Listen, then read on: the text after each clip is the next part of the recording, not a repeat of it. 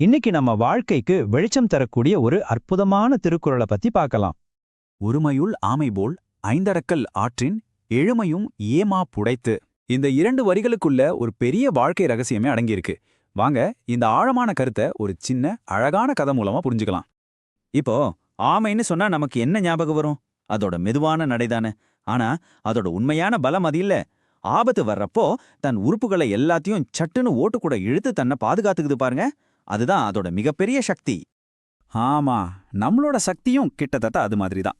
அதாவது வெளியிலிருந்து வர்ற தேவையில்லாத ஆசைகள் நம்ம கவனத்தை ஈர்க்கும்போது ஆமைய போல நம்ம ஐம்புலன்களையும் நமக்குள் அடக்கி நம்ம குறிக்கோளை பத்திரமா காப்பாத்திக்கிறது தான் உண்மையான பலம்.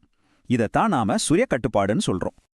இந்த சுய கட்டுப்பாட்டை இன்னும் நல்லா புரிஞ்சுக்க வாங்க பிரியான்ற ஒரு சின்ன பொண்ணோட கதைக்குள்ள போகலாம். பிரியாவுக்கு ஒரு பெரிய கனவு இருந்துச்சு. அவங்க அம்மாவோட பிறந்த நாளுக்கு அவளே கஷ்டப்பட்டு காசு சேர்த்து ஒரு அழகான புடவை வாங்கி கொடுக்கணும்னு முடிவு பண்ணா. அதுக்காக ஒவ்வொரு ரூபாயும் ரொம்ப கவனமா சேமிச்சுட்டு வந்தா. அப்படி ஒரு நாள் கடைத்தெரு வழியா நடந்து போயிட்டு இருந்தப்போ அவ கண்ணுல ஒரு விஷயம் பட்டுச்சு. ஒரு கடையோட கண்ணாடிக்குள்ள இருந்து ஒரு புது பொம்மை அவளை பார்த்து பளபளன்னு சிரிச்சது. அதோட நிறமும் அழகும் பிரியாவை அப்படியே கட்டி போட்டுடுச்சு. அது மட்டும் இல்ல, அந்த பொம்மையிலேருந்து ஒரு அழகான பாட்டும் வந்துட்டு இருந்துச்சு. திரும்ப திரும்ப ஒழிச்ச அந்த இசை அவ காதுக்குள்ள போய் அவள அந்த இடத்த விட்டு நகரவே விடல. அவ மனசுக்குள்ளே ஒரு கற்பனை. ஆஹா, அந்த பொம்மைய கையில எடுத்தா எவ்ளோ நல்லா இருக்கும், பஞ்சு மாதிரி மென்மையா இருக்குமா. இந்த எண்ணம் அவ ஆசையை இன்னும் தூண்டி விட்டுச்சு. சரியா, அதே நேரத்துல பக்கத்து கடையிலேருந்து வந்த மிட்டாயோட இனிப்பான வாசனை அவளை சுத்தி நின்னுச்சு. இப்ப பாருங்க, அவளோட கண், காது, கை, மூக்கு, நாக்குன்னு அவளோட ஐம்புலன்களும் அந்த ஒரு நிமிஷ ஆசைக்கு முன்னாடி தோத்து நின்னது. பிரியாவோட மனசுக்குள்ள ஒரு பெரிய போராட்டம்.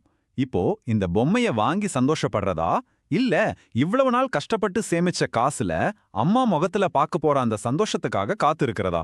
எது முக்கியம்? யோசிச்சு பாருங்க. அவ முன்னாடி 2 பாதை இருந்துச்சு. ஒரு பக்கம் உடனடி சந்தோஷம் தரக்கூடிய அந்த பளபள பொம்மை, அந்த இசை, அந்த நொடி இன்பம். இன்னொரு பக்கம் ஒரு நீடித்த மகிழ்ச்சி, அம்மாவுக்கான அந்த பரிசு, அவங்க முகத்துல தெரிய போற அந்த புன்னகை.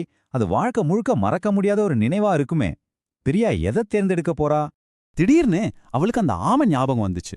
ஆமா, ஆபத்து வந்தா அது எப்படி தன் உறுப்புகளை உள்ள இழுத்துக்குமோ அதே மாதிரி பிரியா தன் ஐம்புலன்களையும் தனக்குள்ள அடக்கினா. சட்டுன்னு கண்ணுகளை மூடிக்கிட்டா. அந்த பொம்மை பாட்டு காதுல விழாம இருக்க மனசுக்குள்ளேயே அம்மாவுக்காக ஒரு பாட்டை முணுமுணுத்தா. அந்த இடத்தை விட்டு வேகமா திரும்பி நடந்தா. அந்த ஒரே ஒரு நொடி அவ தான் ஆசையை ஜெயிச்சிட்டா. அன்னைக்கு பிரியா எடுத்த அந்த சின்ன முடிவு வெறும் பொம்மைய வேணான்னு சொன்னது மட்டும் இல்ல, அது அவளோட எதிர்கால வாழ்க்கைக்கு அவளே போட்ட ஒரு சின்ன விதை. அந்த விதை எப்படி ஒரு பெரிய மரமா வளர்ந்துச்சுன்னு பார்க்கலாமா? முதல்ல ஒரு மாசம் கழிச்சு அவன் ஆசைப்பட்ட மாதிரியே அம்மாவுக்கு அந்த புடவைய பரிசா கொடுத்தா. அப்போ அவங்க கண்ணுல இருந்து வந்த ஆனந்த கண்ணீர் அந்த பொம்மையை விட 1000 மடங்கு மதிப்புள்ளதா இருந்துச்சு. அதுக்கப்புறம் வருஷங்கள் போக போக பரீட்சை நேரத்துல விளையாட தோணும் போது, இல்ல தேவையில்லாம செலவு செய்ய தோணும் போது எல்லாம் அன்னைக்கு அந்த கடையில அவ ஜெயிச்ச அந்த ஒரு நிமிஷம் அவளுக்கு ஞாபகம் வரும். அந்த ஒரு சின்ன அடக்கம் அவரோட வாழ்க்கை முழுசுக்கும் ஒரு பெரிய கவசமா மாறிடுச்சு. குறள் சொல்ற மாதிரி அது அவளுக்கு எழுமையும் ஏனாப்பு, அதாவது எல்லா காலத்திலயும் ஒரு பாதுகாப்பா இருந்துச்சு. ஆக பிரியாவோட கதை மூலமா நம்ம கட்டுக்கிட்டது என்ன? அந்த ஆமையோட ஞானம் நம்ம வாழ்க்கைக்கு எப்படி பயன்படுதுன்னு இப்போ உங்களுக்கு புரிஞ்சிருக்கும். நம்ம வாழ்க்கையில இது மாதிரி சின்ன சின்ன ஆசைகள், கவனச்சிதறல்கள் நிறைய வரும்.